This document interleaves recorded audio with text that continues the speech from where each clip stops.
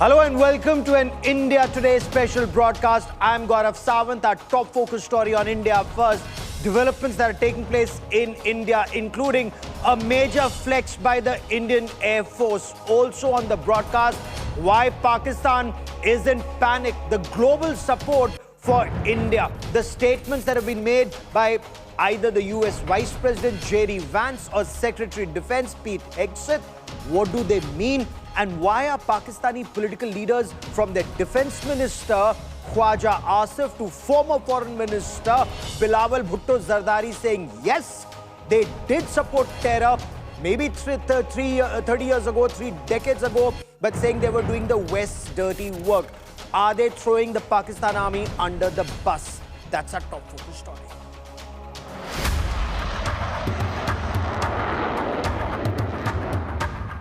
India's big air power flex.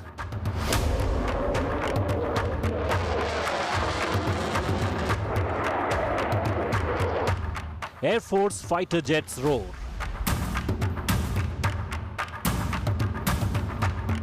First Rafale landing on Ganga E-way.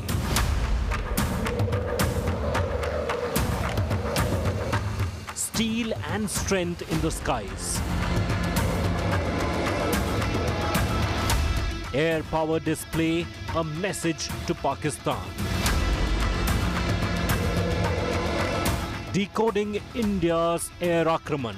Top focus on India first. Steel and strength in the skies. In moments from now, Air Chief Marshal R.K.S. Bhadauria, former Chief of Air Staff, joins me on this India First special broadcast to decode India's air operations and what Pakistan is doing across. We'll also tell you what J.D. Vance, US Vice President, said. He said in an interview that their hope is India responds to this terrorist attack in a way that doesn't lead to a broader regional conflict. So perhaps it's clear even to the US that India will respond. He then went on to say, frankly, we hope that Pakistan, to the extent they're responsible, cooperates with India to make sure that terrorists, sometimes operating in their territory, are hunted down and dealt with. Clearly telling Pakistan that it needs to hunt down and deal with terrorists. We'll get you that story. Lots more coming up, including this Indian Air Force exercise with Rafales and Su-30 MKIs landing on the Ganga Expressway. I'm Gaurav Sawant. As always, let's get started with the headlines on India First.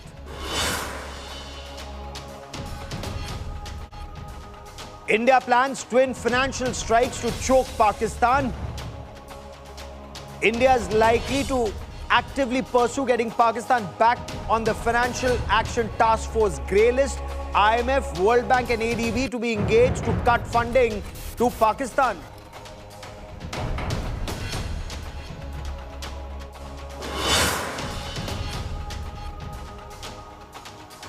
Pakistan's second big terror confession after Defense Minister Khwaja Asif, Bilawal Bhutto Zardari, admits to his country's terror past. The first Afghan war, the Pakistani state and the Pakistani dictatorship that I funded and supported and, in every way possible, the Mujahideen to take on the communists. Prime Minister Narendra Modi relaunches Andhra capital Amravati. NDA partners and State Chief Minister and Deputy Chief Minister express solidarity with the Prime Minister after Pahalgam Attack. Tell the Prime Minister, we are with you.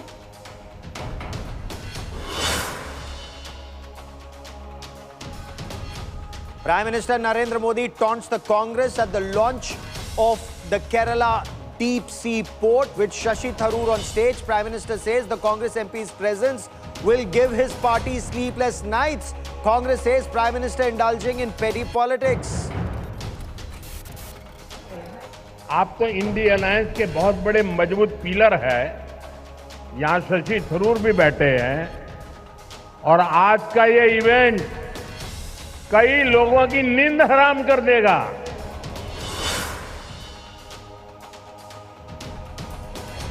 Chilling Mangaluru murder caught on camera. Rowdy Cheetah and ex-Bajrang Dal member hacked to death. BJP says Mangaluru is unsafe for Hindus.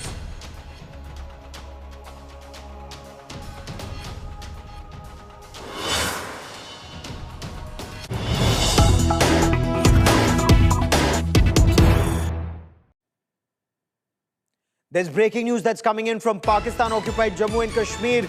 The tensions along the line of control have resulted in POJK administration ordering emergency measures to be undertaken in view of the tensions between Pakistan and India. The administration of Pakistan-occupied Jammu and Kashmir has ordered people living near the line of control to stockpile food and essential items. So clearly, Pakistan anticipates. Remember what their information minister had said.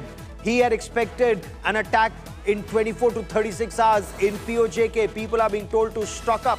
Residents, especially those living very close to the line of control, and especially in the opposite the Kashmir Valley area in and around Muzaffarabad, they are being told to stockpile food, medicines and other essential items, and for a period of 2 months, they've been told, have enough food in your houses for 2 months. And this is a joke in itself when people are unable to get their next meal in Pakistan-occupied Jammu and Kashmir, when they're unable to know whether they'll get atta or not. They are being told, they're being mocked in a way to get food for 2 months. Not just that, the entry of tourists in Pakistan-occupied Jammu Kashmir, and especially the Neelam Valley area opposite the Kishan Ganga on our side, they are being told that they need to either leave, and entry of tourists to that entire area is now being suspended.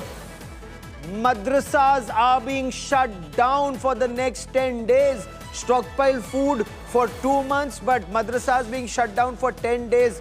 Are these optics, or is Pakistan actually fearing that one of those madrasas that are either being used as terror launch pads or for keeping terrorists in Pakistan-occupied Jammu Kashmir, they could be targeted either by artillery, and this is that big fear in Pakistan-occupied Jammu and Kashmir, that there could be an RT strike or a rocket attack all along. If you notice, you can even see it when you are at the LC. Across villages are either being cleared, people are being moved to safer areas, or being told to stockpile food. Not just that, there's an emergency response fund of 1 billion Pakistani rupees that's been established to support relief and preparedness. Airspace over parts of Karachi and Lahore to remain closed for 8 hours every day through the month of May. Airspace over Karachi and Lahore. So now this action on airspace is not restricted just to POJK, but to Pakistan's Punjab province and to the Sindh province. So Pakistan actually fears a widening of action against it.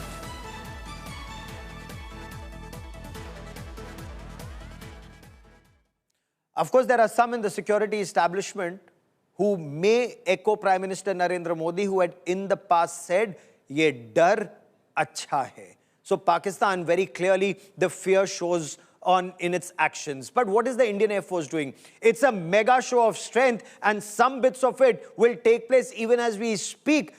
These are fighter jets, the modern Rafale air dominance fighters, multi-role, omni-role fighter jets of the Indian Air Force. Remember, India didn't have these Rafales in 2019, but in 2025, India has all 36 Rafales operationalized.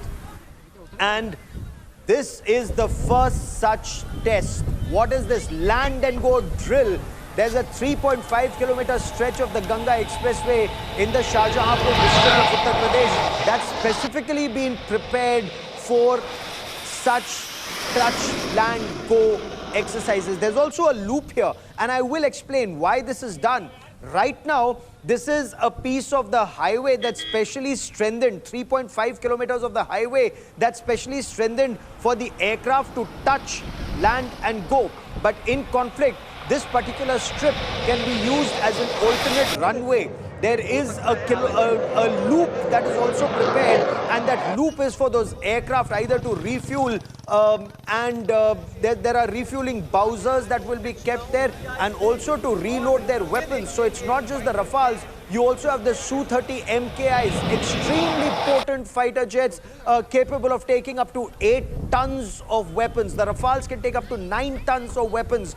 You also have the MiG-29s, air superiority fighters, and the Jaguar, the upgraded Jaguar DPSA, or the deep penetration strike aircraft that are thundering the skies through the day, and in just a little while from now, even at night. Night landing will also be tested here in a short while from now. Make no mistake about the timing of this exercise. This drill is meant to send across a very powerful message. It's a muscle flex. Remember, the Indian Navy is already carrying out another exercise. This is also in continuation with the Indian Air Force exercise Akraman, where fighter pilots targeted both targets on the ground and in mountains.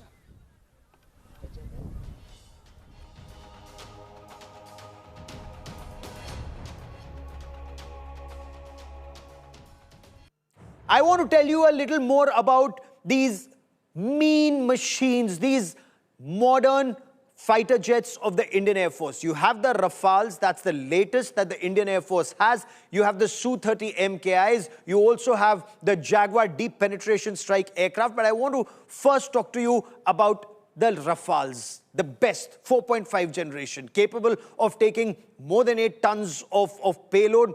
It has better target and tracking equipment. It can engage better. It has a much better range than about the 4th generation F-16s Block 52 that Pakistan has, and also, of course, the JF-17 Thunders. Those JF-17 Thunders that Pakistan has now are armed with the PL-15 long-range air-to-air missiles, but India has better. Now, these aircraft have advanced avionics, their warfare system, the avionics warfare. They can jam Pakistani radars, they can jam the Pakistani missile threat, and they're armed with the BVRs, the Meteor Beyond Visual Range missiles. They outclass the AMRAAMs, for example, that the F-16s have in Pakistan, but that's not all that they have. Let me also tell you a little more about the Scalp missile, and all of this was missed in 2019 at the time of the Balakot airstrike.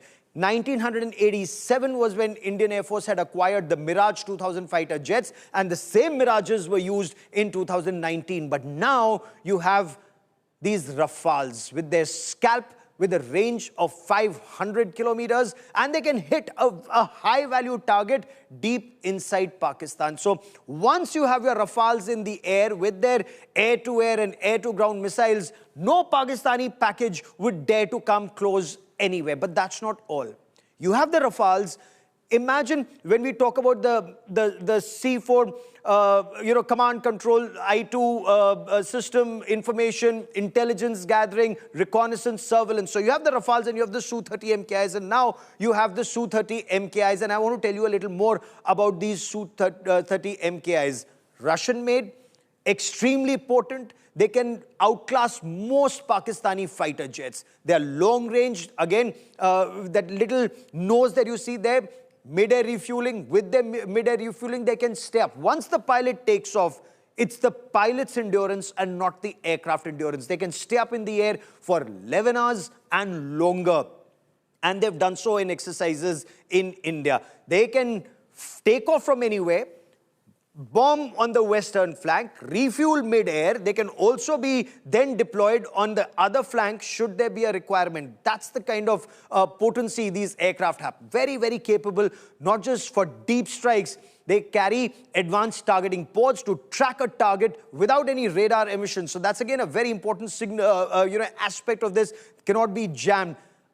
Again, it's like a huge beast in the sky, can carry up to 8 tons of weapons, far more than most Pakistani aircraft. Then, of course, you have the more agile, the MiG-29, the air superiority fighters. They have an edge when you have within visual range combat. They're designed for a quick scramble. So, you know, when the eye in the sky, your AWACS picks up something and you don't have your packages in the air, the MiG-29s can immediately be scrambled for point defense missions. They're also part of this exercise. They have improved detection, multiple target tracking, and of course, resistant to jamming.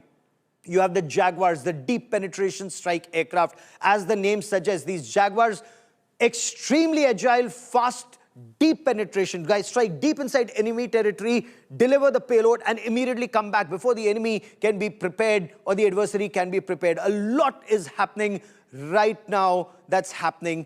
And I want to quickly bring into this conversation former Chief of Air Staff, Air Chief Marshal Bhadoria, who joins us on this special show.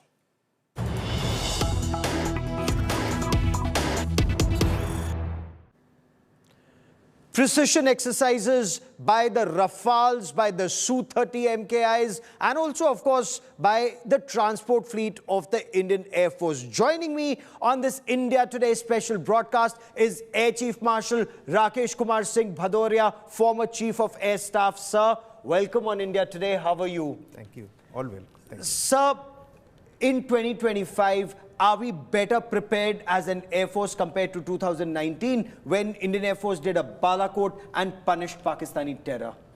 Oh, certainly. We are very, very much better prepared.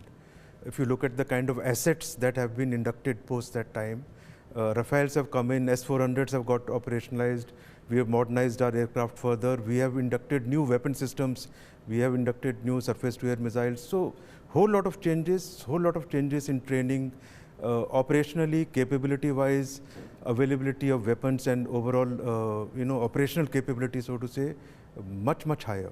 And is that the reason why many say that there is panic in Pakistan, and especially in Pakistan-occupied Kashmir? The kind of exercises Pakistan is carrying out, the Fizai Badr exercise or Lalkar-e-Momin exercise.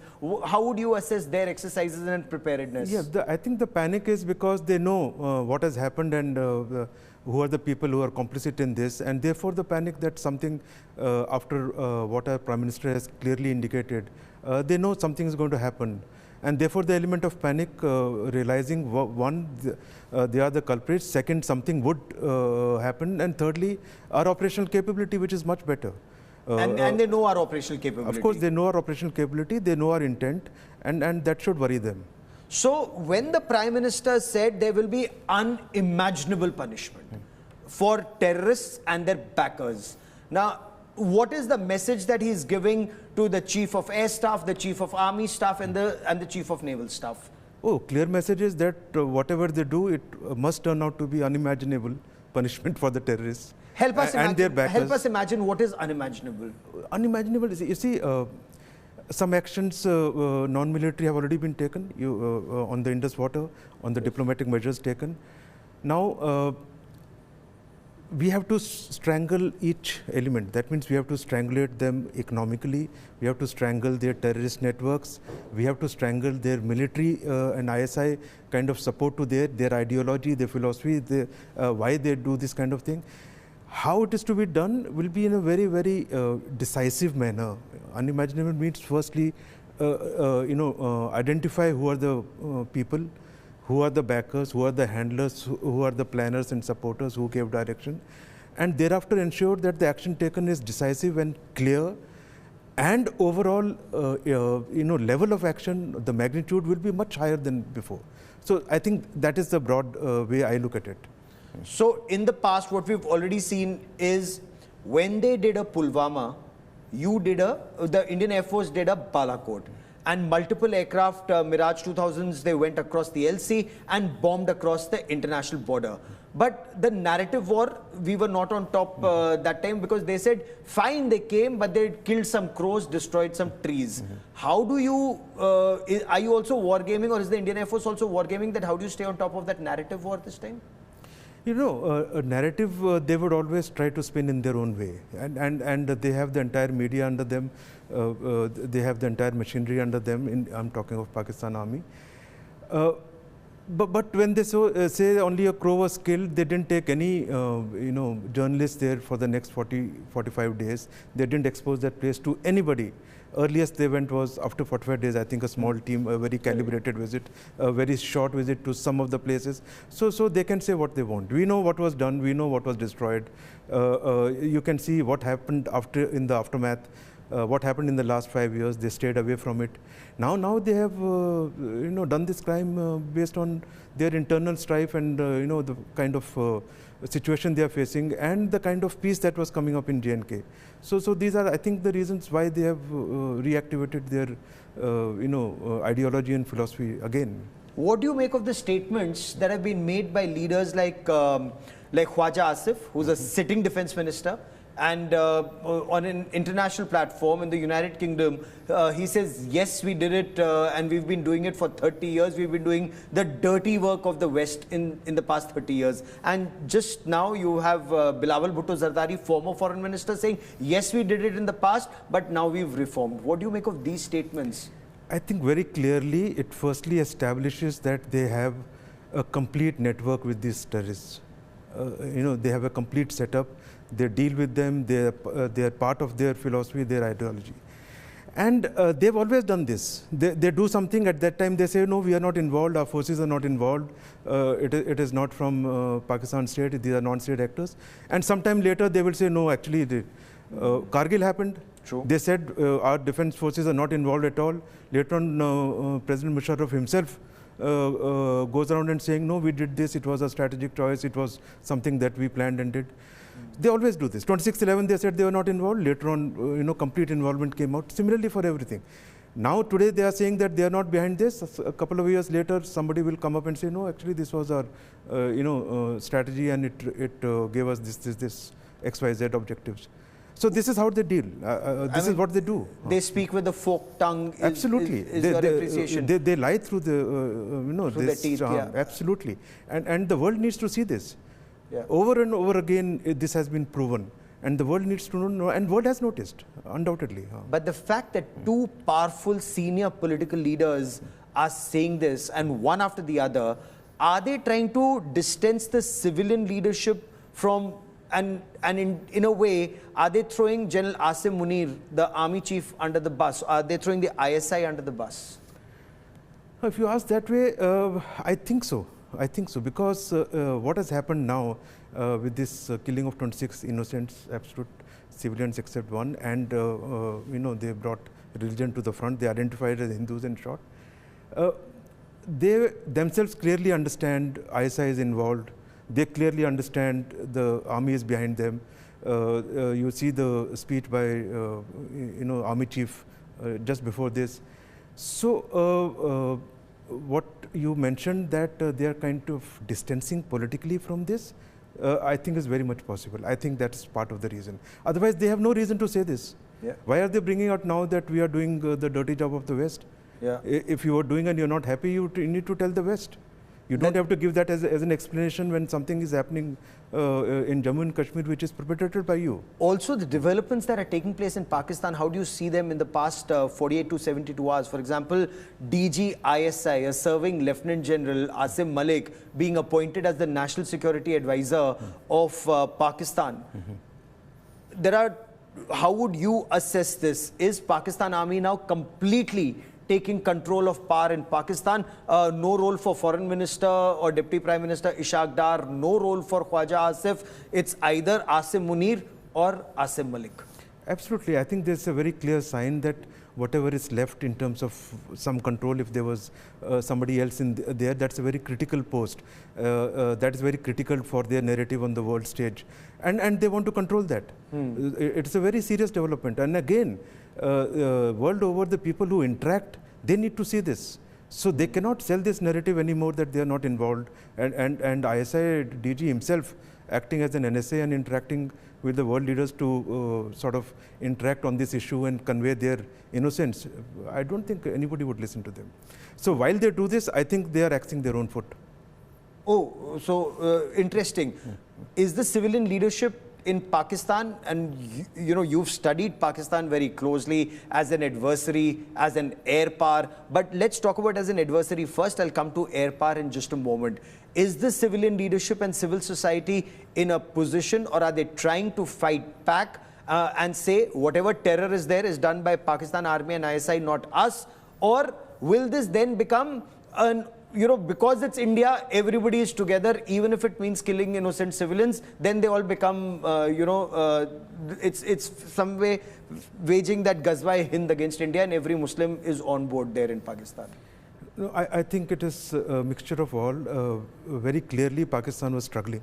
Economically, they are in a bad shape. Militarily, they are in a bad shape in terms of equipment, in terms of how they want to progress. The military control on spheres which are civilian in nature is not being liked by the people, it's not being liked by the politicians there, and that is only growing. So there is and not to forget what is happening in Balochistan. So they are, struggling with their internal disagreements, their internal strifes, their internal, fault lines very badly. One of the reasons why this has come about is because of why Army and ISI would have given their support or green light for this kind of thing. These are the background reasons. Okay. And of course, the other major reason is that they couldn't stand the peace coming up in J&K. When you look at the Pakistan Air Force, compared to 2019, are they also not much better prepared in 2025 with their JF-17 Thunders, with their PL-15 long-range missiles? Now they have long-range air-to-air missiles with their RAD-1s and RAD-2s. They have those cruise missiles that can hit 300 kilometers away. So aren't we vulnerable? No, they have inducted some more weapons, like we have inducted, but we have inducted much more. The aircraft that you talked about were there earlier too, but they have a new missile. We have missiles of capability that are better integrated. Rafale has a better overall integration and a superior missile. In terms of other weapons, if you take in terms of strike weapons, we are much better in terms of what we have done over the last couple of years. So we need not worry. It is something that they have improved. But what we need to do, we will end up doing. Okay.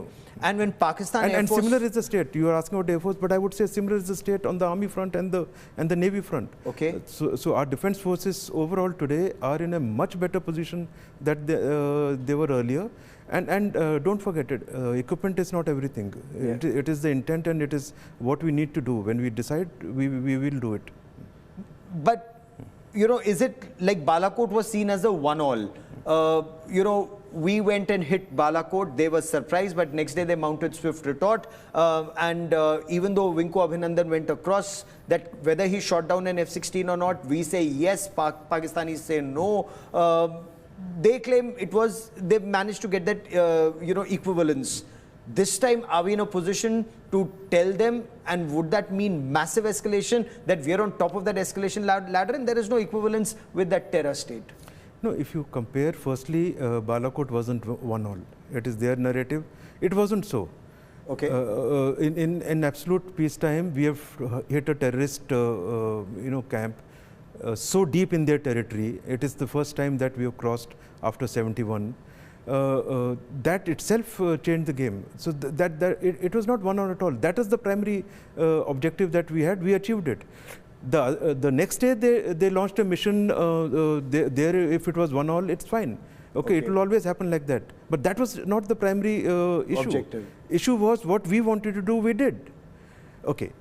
Now, today, if we have to do something similar, we are in a much better position. Whatever targets get identified, for whichever defense forces, however they finally decide, it is for the, you are aware that it has been left for the forces to look at targets and decide the timing and the kind of target and what to do, what mode, and I'm sure the results you will see is what makes more sense? How does one deter Pakistan? So after 2019 Balakot, we haven't had a terror attack in the rest of the country. We've had it in J&K, but not in Mumbai and Delhi and rest of the country. But I want to understand from you, what do you need to hit as the armed forces of India, as a much superior armed forces, as you insist, and as we know, that Pakistan doesn't even dare to spread terror in Jammu and Kashmir? Military targets, non-military targets, take out a Hafiz Saeed or a Masood Azhar, or take out their Mil Jihad complex? And what does that mean in action on ground?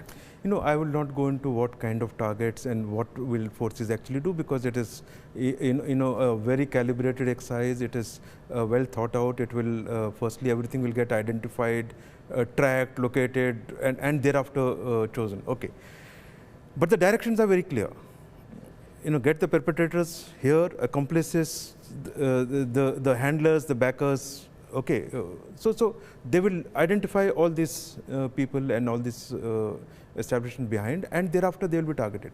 What is best to do?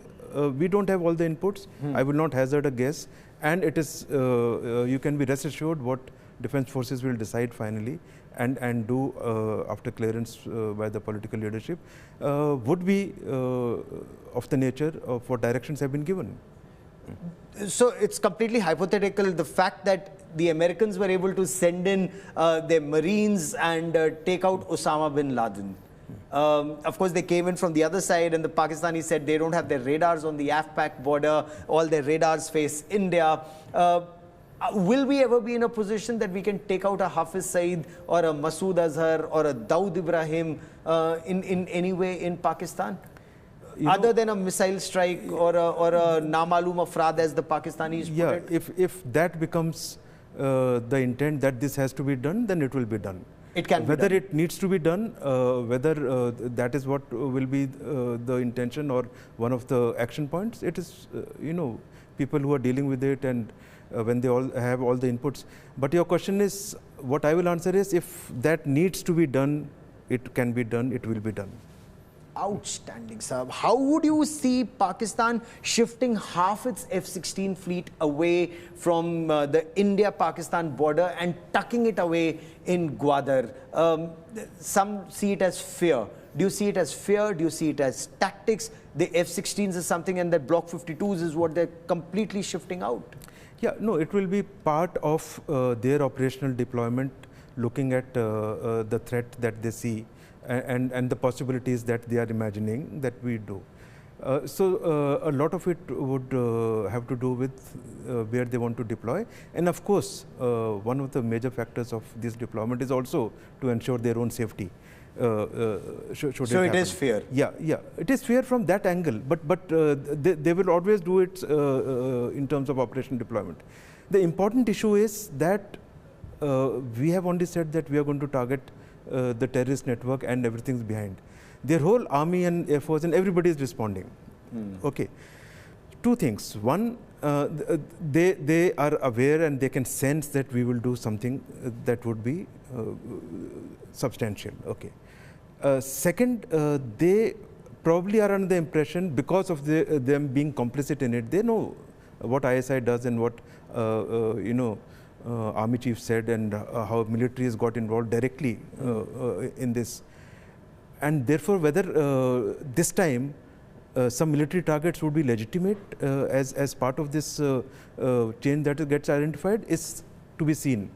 Oh, but they would imagine that this could be one of the things. So they need to stay awake at night now. They need to stay awake. Yeah. Pakistan ke matlab achhe din to khatam hai. They need to stay awake at night. But is there an apprehension that while we are focusing on Pakistan, punishing Pakistan state-sponsored radical Islamist terror, the radical Islamists in Bangladesh could give us some grief? Is that one of your areas where you would be concerned? How would you see the response or lack of it of China in such a situation? No, China would be wary, firstly. They also, heart of heart, know what Pakistan does, what they have done, and how their establishment, the military establishment, the ISI, the terror network, the LET network, is responsible. Okay. Okay. China would not openly say it for reasons of their links and historically what has happened in the last couple of decades. But what level of support they'll get from China? I think militarily they would get support from China. That is what we have to presume. On the Bangladesh side, what you mentioned, our agencies and our establishment is well aware and they can contain it well. I don't think there is any issue to worry. Fair enough. You sound extremely confident and you've headed the Indian Air Force. You've been a part of it for over 4 decades. For joining me here on this India First special broadcast, Air Chief Marshal Bhadauria. Many thanks, sir. Thank you.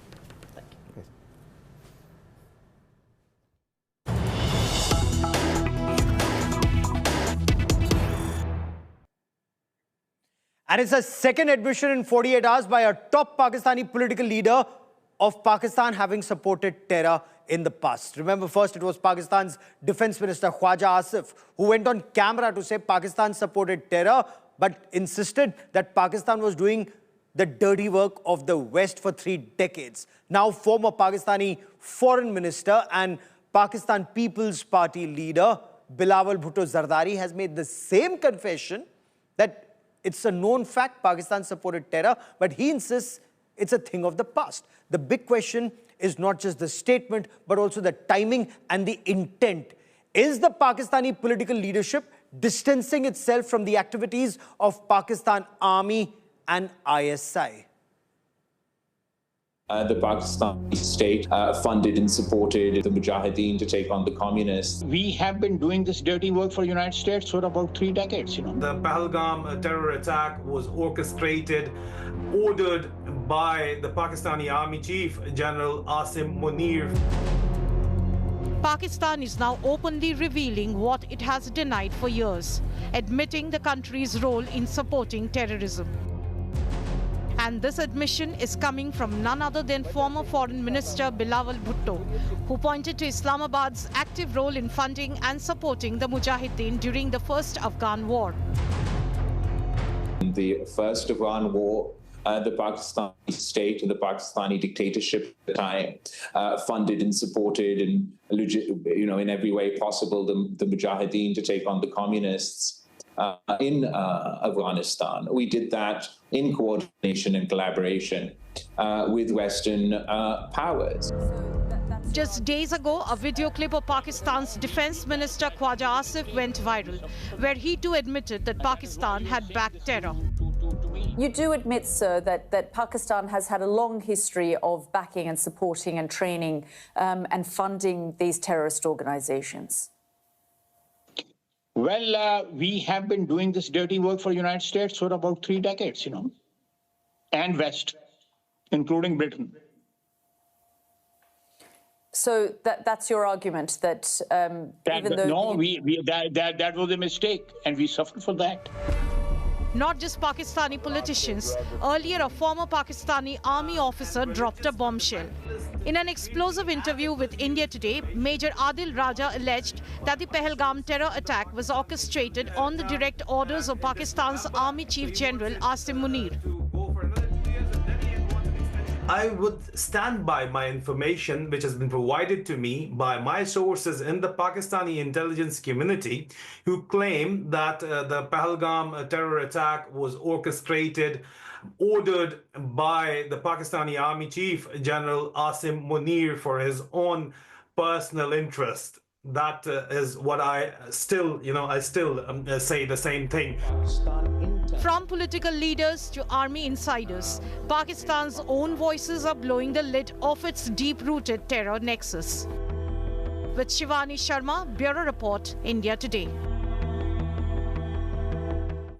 But the devil lies in the detail. Pakistan confesses to terror in Afghanistan or supporting Mujahideen in Afghanistan, saying we were doing West's dirty work. Pakistan never confesses to spreading terror in India. But let's try and make sense of these developments that are taking place. Joining me on this India Today special broadcast is Ambassador Vivek Kajju, former Secretary in the Ministry of External Affairs and Ambassador to Afghanistan, and Sushant Sareen, a Senior Fellow at the Observer Research Foundation. Ambassador Kajju, your appreciation of the statement of Khwaja Asif and Bilawal Bhutto Zardari, why are they saying this now? Are they trying to get the West to say we're doing your dirty work, so you support us now? Or are they throwing the Pakistan army under the bus? No, I think no Pakistani politician can afford to throw the army under the bus. They are creatures of the army, and if they ever dare to cross the army will throw them under the bus, as the army has done to political leaders in the past. That's one. But second is, I think your concluding comment in your opening remarks was very perceptive. when you said that the Pakistanis have said that they were doing the West's quote-unquote dirty work in Afghanistan. They have never said anything about, uh, except in some private conversations, Pakistani senior army officers say that at one stage, yes, they were promoting what they say was low intensity warfare in Kashmir. Uh, but otherwise, publicly, they have never admitted to their promoting or sponsoring terrorism in J&K, and that is what we are interested in. So I think Yes. the distinction that you drew, Gaurav, is very significant, and I also feel that our analysts, and I'm sure Sushant will agree with me, that our analysts must be very accurate when they analyze or look at things that the Pakistani leadership is saying. Now, this doesn't mean, and that's my last point at this stage, that this doesn't mean that Pakistan is not involved in Kashmir. They've been involved in promoting in terror in Kashmir in a calibrated manner over the last 35 years, and this is a Yes. fact. No one can deny it. It is now, as I've often said, part of their security doctrine. In fact, on track 2 processes, I've told Pakistani retired officers, their diplomats, that look, it's now part of your doctrine. And once anything becomes part of a doctrine, it's not easy to remove. They do Okay. this because they think there's a disparity between their conventional force levels and ours, and that their conventional force levels are low, and therefore they must Okay. keep India on the defensive. They also do this for economic reasons. After all, if they tie up a certain number of our soldiery in J&K, then they think that economically they are gaining an advantage. Whereas the fact is that over the last 35 years, when they've promoted terror, they have literally reduced themselves to pauperism. They've gone to Oh, the IMF absolutely. 24 times. You know, the country's been Don't reduced to being a understand. pauper. The country's been reduced to being a pauper, but the generals have minted money. Their former army chief, one of them bought an island. Others have big mansions in London and in Dubai. Sushant Sareen, there are 2 developments that have taken place in Pakistan. These statements and the appointment of DGISI, General Asim Malik, as Pakistan's national security advisor. So not even a facade of civilian leadership anymore. A serving 3-star general becomes NSA. What would this mean for Prime Minister Shahbaz Sharif and Foreign Minister and Deputy Prime Minister Ishaq Dar? I don't know why we keep talking about peons like Shahbaz Sharif and, clerks like Khwaja Asif. These people are worth nothing. They are like used toilet paper. They really don't add up to anything. Do you think even a captain in the Pakistan army listens to what Khwaja Asif says? He's a travesty, okay? Or that clown Ishaq Dar who thinks he should have been a Nobel Prize winning economist. He doesn't know the first thing about economics. Or even Shahbaz Sharif, who will keep wagging his finger and acting strangely in front of cameras, trying to behave like he's some kind of a revolutionary when he's anything but that. So forget about these civilians; they don't matter. And I find it shocking when people speculate that Shahbaz Sharif has made this fellow the NSA because he's trying to get a counter to Asim Munir. That's utter nonsense. The simple fact of the matter is that the Pakistanis need to engage with the rest of the world. They don't trust the civilians to do it. The army has to do it. If you have an ISI chief as an intelligence guy going and interacting with people, say from the United States, the UK, or many other countries in the world, it's not protocol wise and many other reasons. It does not make for very good optics. But if you have that same guy wearing the hat of an NSA, then it becomes so much easier that because he has then a civilian facade, like Pakistan has a civilian facade of a government, while everything is being by the military. It's just that. It has nothing to do with some back channel opening up with India. It has nothing to do with anything else. It's purely optics for the rest of the world. Okay, so they're tricking the rest of the world. The rest of the world and Ambassador Karju, countries like India have seen through Pakistan. What would you, make of General Asim Munir appointing General Asim Malik? Even that fig leaf of civilian leadership or a hybrid regime, has that been removed? Why would the serving DG ISI have to be appointed as the national security advisor at a time of a standoff with India? What is the signal that Asim Munir is sending out? Look, I entirely agree with Sushant that the civilians do not matter, especially when it comes to the security apparatus of Pakistan. That is a given. Now, the question that I'm asking myself is that why do they have to appoint a serving ISI chief as the NSA? A serving ISI chief has a very, very time-consuming, if nothing else, portfolio. Yes. He won't have much time left to devote to the NSA's functions. So the NSA's job was vacant since, if I read correctly, I think since 2020, sometime in 2022. So either it is not an important thing and they've given this to him because they need someone to interact with other NSAs. But at the same time, if they were prudent, they would appoint a retired army officer Yes. whom Like in Asim the past, Munir could yes. trust, like in the past. Obviously, at this stage, Asim Munir trusts only the serving DGISI to interact with the West. Therefore, he has taken what I can only say is an extraordinary step, because if you look at the world, I think you will hardly find an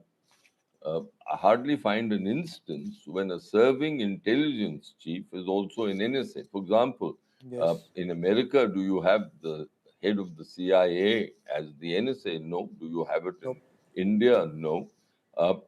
So, therefore, while I do not believe that Asim Munir does not have a full and firm control over the army, he, at this crunch time, wants someone who will do entirely his bidding, even if he knows that some eyebrows would be raised that he could have appointed a former army officer instead of the serving ISI chief, because this puts a serving ISI chief Yes. in some embarrassment, because normally there's a distance between an NSA and the head of the country, of any country's Intelligence. premier intelligence agency. Because the point, as you very rightly point out, which means he doesn't trust either the political leadership, Asim Munir, the army chief, or even retired generals, because he may fear they'll do a deal behind his back, or they may be close to Imran Khan. As Sushant, many in Pakistan say both Imran Khan and Asim Munir cannot survive in Pakistan together. One of them will either have to die or leave the country. But analysts in Pakistan are also very concerned about the statement of US Vice President J.D. Vance. He said, and I quote him here, "Our hope here is that India responds to this terrorist attack in a way that it does not lead to a broader regional conflict." Now, does this indicate that US is on board, that India will respond to Pakistan's state terror? Their only hope is it doesn't lead to a massive escalation. Some analysts in Pakistan are very worried. Nobody is telling India not to target Pakistan, not to hit terror in Pakistan. So, Gaurav, before I come to your point, let me just add something on this NSA question. Look, I suspect Ambassador Karju is talking about a normal country where an NSA's job is different from the normal, the military or the intelligence agencies, and he is a one-point advice to the Prime Minister, who is the boss in the country. In Pakistan, the Prime Minister, like I said, is a chapadasi. He has even a chapadasi who is maybe a grade 7 or grade 8 employee is more empowered than the Prime Minister in Pakistan. So the NSA out there, my own sense is that he's an interface. Now, he's not going to make any new policy. He's not going to come up with any new ideas. He's only going to flog and become the interface of the ideas which the national security establishment, which is the Pakistan Army, has already decided. So I don't think two roles. On the J.D. Vance issue, my own sense is that, look, the Americans have already washed their hands of all conflicts around the world. When the Americans can walk out of Ukraine and saying that we don't have a dog in this fight, you guys settle it among yourselves unless you want us to come, I don't think they're going to get involved in what is happening between India and Pakistan in that sense. Maybe, yes, the Americans, and you very correctly say, that they might feel that, look, as long as you can manage this at a certain level, it's fine, go ahead. Just make sure that it does not, go beyond a certain point, whatever action-reaction cycle you are planning or you're contemplating does not go beyond the point. I don't think we should expect any other country in the world to be standing with us on our back. I don't think that's possible. If we are trying to drink our own Kool-Aid because he's India's son-in-law or because of some other, reasons which we keep flogging around the world, please perish the thought. We have to fight on our own, on the basis on the basis of our own strengths and capabilities. Forget that the Americans or anybody else is going to come to our assistance. So I don't think... Absolutely. No, I agree with you entirely, Ambassador. Kaju, is that also your assessment? Because when J.D. Vance goes on to say, and I quote, we hope, frankly, that Pakistan, to the extent that they are responsible, cooperates with India to make sure that terrorists sometimes operating in their territory are hunted down and dealt with. Is he, if you were, because diplomats read between the lines, beyond the obvious, what's J.D. Vance telling Pakistan? Look, I think what J.D. Vance is saying is from a prepared script, American script. Everyone is using his own terminology. I agree with Sushant that the NSA is not the advisor of the Pakistan Prime Minister. The Prime Minister in security matters doesn't matter. But purely for the purposes of optics, it is important to have an NSA who is not the chief when he is interacting with foreign interlocutors.